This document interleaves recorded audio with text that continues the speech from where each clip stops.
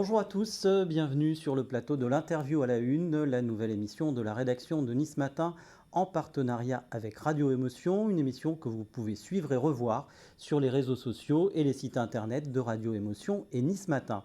Notre invitée aujourd'hui, Alexandra Borchio-Fontimp, sénatrice Les Républicains des Alpes-Maritimes et porte-parole des Républicains. Bonjour Alexandra Borchio-Fontimp. Bonjour. Alexandra Borchio-Fontimp, la dramatique affaire Palmade a remis la question de la sécurité routière au cœur de l'actualité. Vous avez beaucoup travaillé sur ces sujets. Vous demandez avec insistance que les sanctions soient mieux appliquées. Le fait que Pierre Palmade aille en prison, est-ce que c'est une bonne décision ?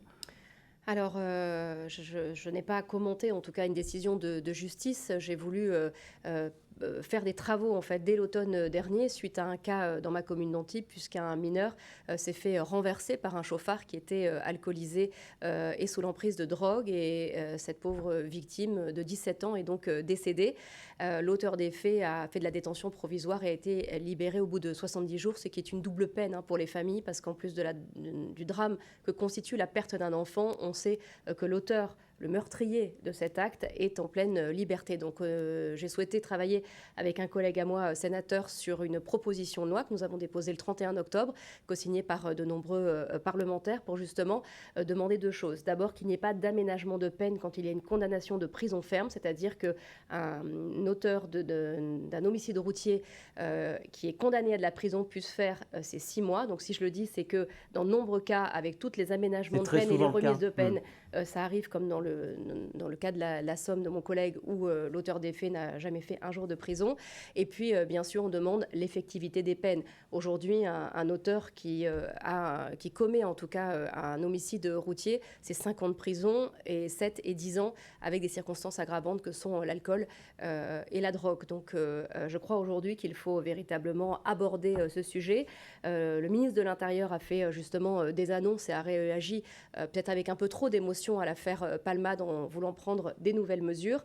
C'est dommage qu'il n'ait pas écouté le Parlement et notamment le Sénat, puisque cette proposition de loi, je vous l'ai dit, a été déposée il y a plusieurs mois. C'est avant de réfléchir à de nouvelles mesures, appliquons vraiment et strictement les mesures existantes. Tout à fait. Souvent, on se rend compte qu'il y a des demandes d'aggravation de peine. Je pense que ce n'est pas la peine de faire une énième aggravation de peine à partir du moment où des peines sont possibles et qu'elles ne sont jamais, ou très peu en tout cas, exécutées.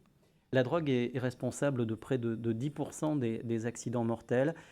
Qu'est-ce qu'on peut faire de plus pour endiguer ce fléau ? On se rend compte aujourd'hui que la drogue, c'est encore un sujet tabou, notamment dans les campagnes de communication de la sécurité routière. On voit souvent aux approches de fêtes de Noël des publicités qui justement font de la prévention, notamment sur l'alcool au volant, qui est bien sûr plus souvent constaté que sous prise de drogue. En tout cas, je crois qu'il y a un véritable fléau qui est celui de la prise de drogue qui se banalise, notamment chez les nouvelles générations. Donc je pense qu'il faut l'aborder, c'est de la prévention dans les établissements scolaires et puis de la communication grand public. Alors sur un autre sujet, le gouvernement a repris une de vos propositions concernant le blocage des sites pornographiques afin de protéger les mineurs. Est-ce que les choses avancent dans le bon sens ? Alors, le gouvernement a été plutôt sensible à nos travaux. Donc, c'est un rapport sénatorial qui s'appelle Porno l'enfer du décor et qui vise justement à faire des violences pornographiques une priorité de politique publique. Elle vise à deux choses: à mieux protéger les femmes victimes de violences et surtout à mieux protéger les mineurs, puisqu'il y a une loi qui interdit les sites internet à diffuser des contenus pornographiques aux mineurs. Et aujourd'hui, n'importe quelle personne qui va sur un site internet y a accès et ça engendre des conséquences dramatiques pour les nouvelles générations. Donc notre travail était là, on s'est attaqué à un sujet plutôt tabou, mais pour révéler toutes les dérives de l'industrie pornographique. Un certain nombre de ministres ont demandé à nous recevoir, je pense au garde des Sceaux, à la ministre de l'Enfance, au ministre de l'Éducation et récemment au ministre du Numérique, Monsieur Barrot, justement, qui a donc décidé de prendre une mesure, c'est celle d'interdire. Donc c'est une de nos préconisations, donc nous nous réjouissons de nos annonces, mais nous serons vraiment réjouis quand le dispositif technique sera effectif. Ce blocage, comment on peut faire pour qu'il soit effectif et efficace ?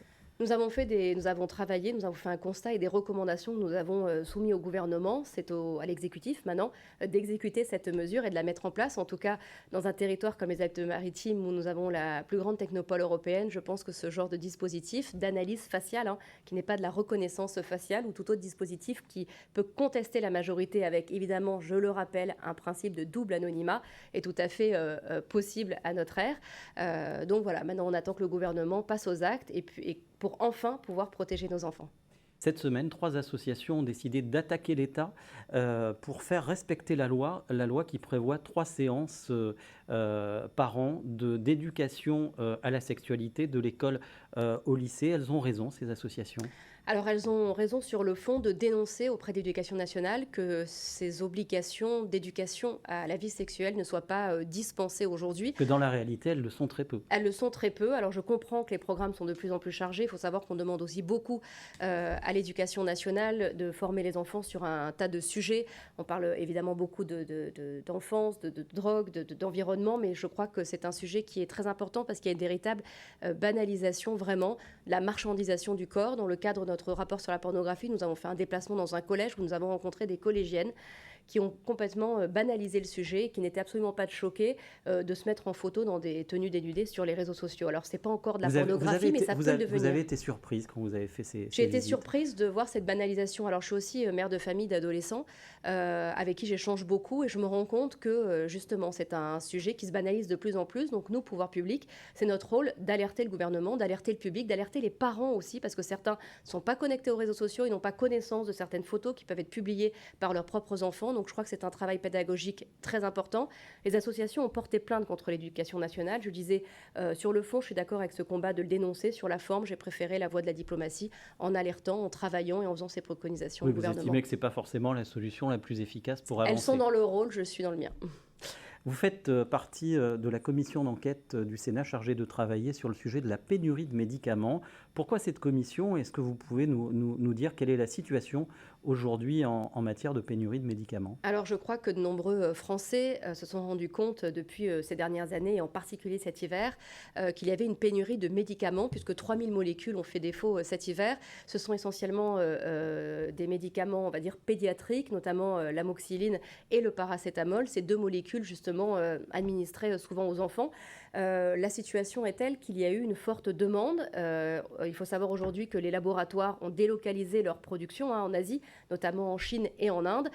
Et donc, cela a occasionné des problématiques, notamment liées au transport, liées au coût de la matière première. Je pense notamment à l'aluminium.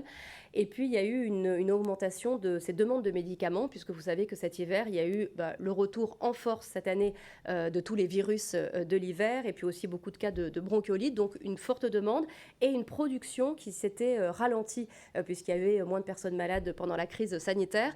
Donc, aujourd'hui, il y a cette hausse imprévue, j'ai envie de dire, de consommation de médicaments. Il faut savoir que la France est le 4e consommateur de médicaments, et que, voilà, donc la question aujourd'hui, c'est la relocalisation. C'est facile pour les laboratoires délocalisés en Asie. C'est une question qui a beaucoup été évoquée lors de la crise sanitaire.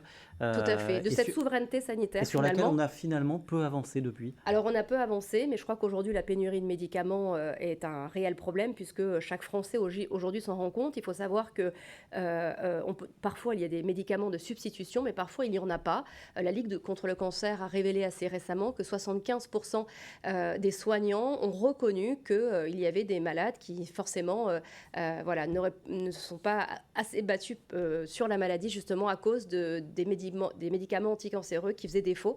Donc c'est grave, c'est un enjeu de santé publique. Donc il faut encourager la relocalisation en France de notre industrie pour justement plus avoir à subir cette pénurie. Donc le Sénat s'est emparé de cette question, a créé une commission d'enquête que je vice-préside, et nous sommes en cours évidemment d'audition. Nous rendrons nos conclusions au mois de juillet. Concernant la sécheresse, vous venez d'écrire au ministre de l'Intérieur, Gérald Darmanin, pour attirer son attention sur la situation des communes azuréennes. Qu'est-ce que vous attendez du ministre de l'Intérieur? Alors la sécheresse, c'est un enjeu majeur qui concerne les Alpes-Maritimes, mais pas que. On le voit partout en France. Il y a d'ailleurs des départements de notre pays qui sont déjà en restriction. L'un des ministres, le gouvernement en tout cas, l'a annoncé il y a quelques jours.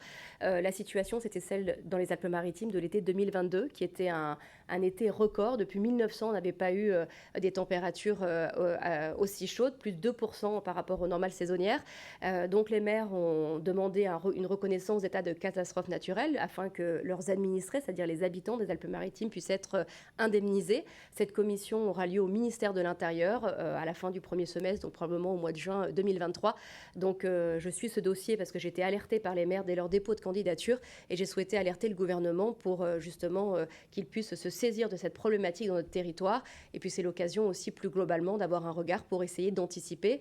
Au département des Alpes-Maritimes, nous avons fait à l'automne un plan départemental de la gestion de l'eau, puisque voilà, on se rend compte que les températures, en gros, sont de plus en plus chaudes, qu'il y a de moins en moins d'eau dans notre territoire. Donc il faut absolument créer un observatoire pour mieux l'anticiper et mieux gérer justement l'eau. Les maires des Alpes-Maritimes que vous rencontrez sont inquiets aujourd'hui de cette situation? Ils sont inquiets pour leur commune. On a vu l'été dernier des restrictions assez difficiles. Je visitais il n'y a pas longtemps le village de Garces où il me disait qu'il n'y avait plus une goutte d'eau qui circulait dans son village alors qu'il est traversé, ces fontaines à sec. Je crois que c'est un enjeu environnemental vraiment majeur, en particulier sur notre territoire. Donc c'est important de s'en emparer. Je vois que toutes les collectivités de notre département se sont engagées sur le sujet. Donc c'est un enjeu là aussi de santé et d'environnement. L'examen de la réforme des retraites a débuté au Sénat. Quel regard portez-vous sur la manière dont les choses se sont passées à l'Assemblée nationale ? Alors, je ne vais pas commenter le fond, la manière dont un certain groupe d'opposition s'exprime dans l'Assemblée et qui décrédibilise, à mon avis en tout cas, l'exercice des fonctions du Sénat et de la fonction même de l'Assemblée nationale et de la fonction même de député.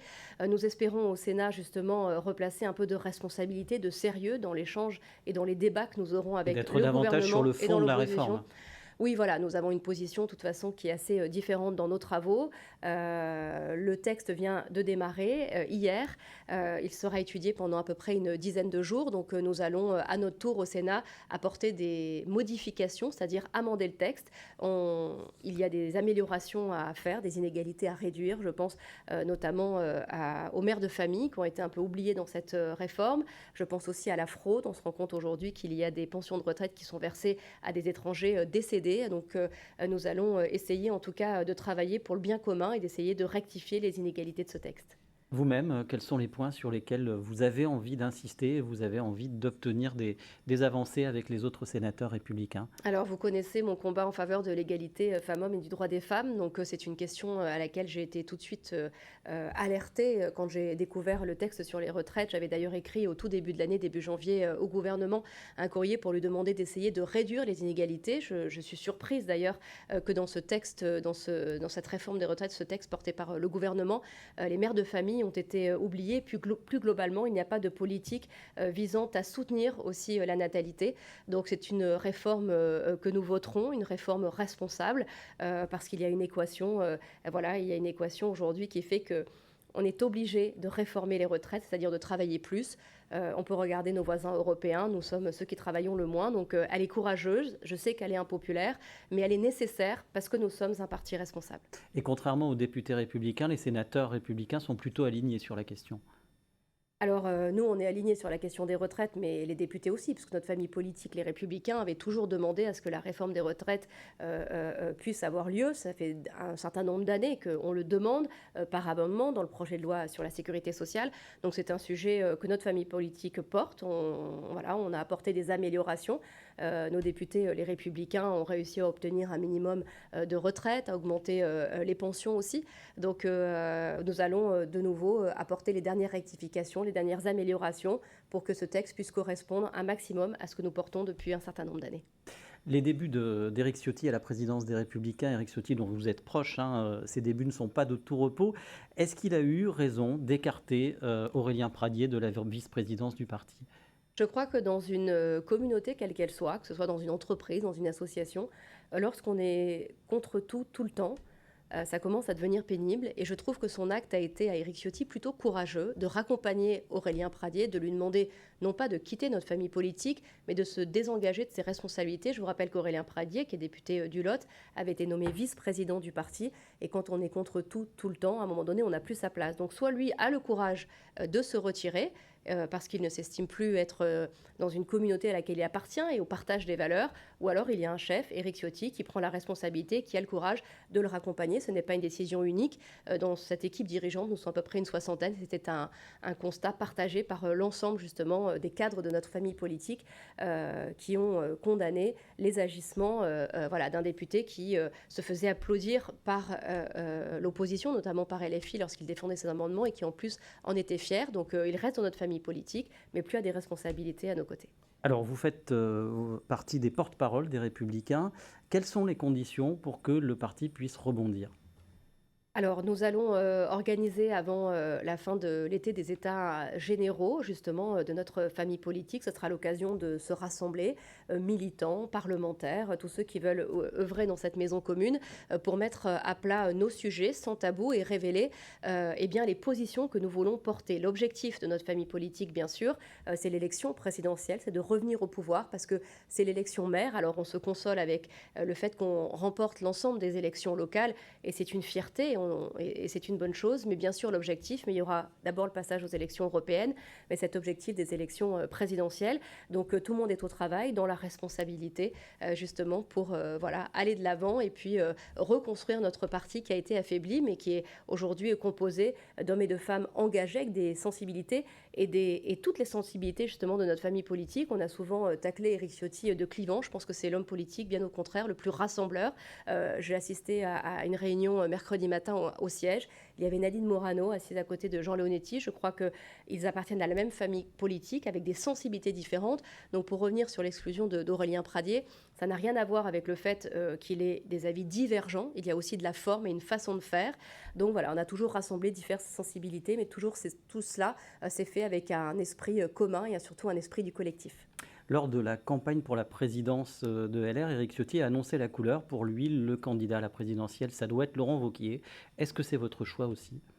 Alors pour l'élection présidentielle, pour l'instant, Éric Ciotti avait annoncé pendant sa campagne que celui qu'il estimait le plus capable de rassembler, c'était Laurent Wauquiez. Ça a engagé évidemment sa parole personnelle, puisque Laurent Wauquiez ne s'est pas encore déclaré candidat, et cette candidature sera soumise à un bureau politique. Donc avant de se prononcer sur l'élection présidentielle, moi j'ai besoin de savoir qui sont candidats. Il y a différentes personnalités en France aujourd'hui qui pourraient demander à être candidats, et pour l'instant Laurent Wauquiez ne l'a pas encore véritablement annoncé. Il ne s'est pas encore prononcé. Il est plutôt discret en ce moment justement sur les commentaires de la politique nationale.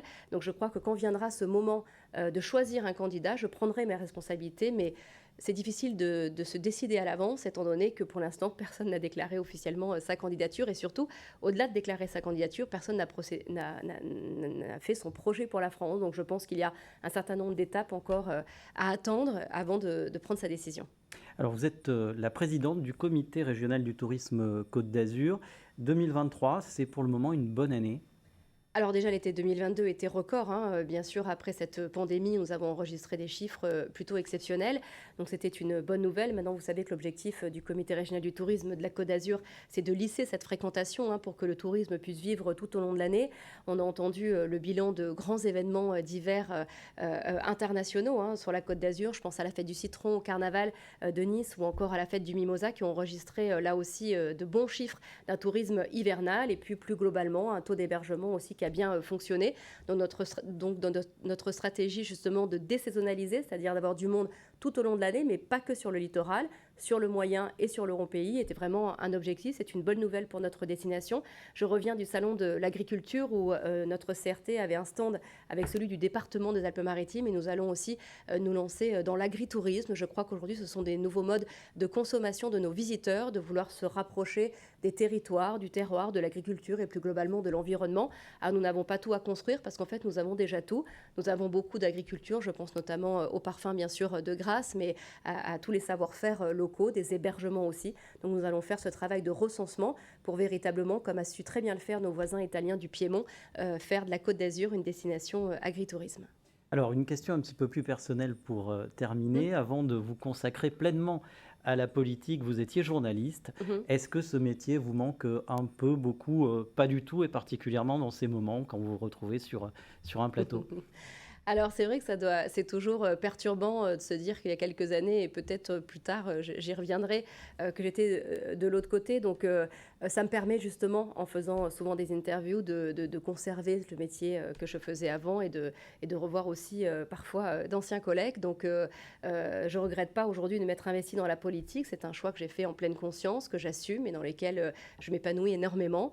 Voilà, après on sait que la politique, bien sûr, surtout pour ma génération, je ne sais pas si on fera tous carrière toute une vie, mais en tout cas, je ne m'interdis pas de revenir un jour à votre place. Merci beaucoup Alexandra Borchio-Fontimp. Merci à vous. Merci de nous avoir suivis. Merci à Sophie Doncé et Philippe Bertini pour la réalisation de cette émission que vous pouvez retrouver sur les réseaux sociaux et les sites internet de Radio Émotion et Nice Matin. On se retrouve la semaine prochaine pour une nouvelle édition de l'interview à la une. Bonne journée et bon week-end à tous.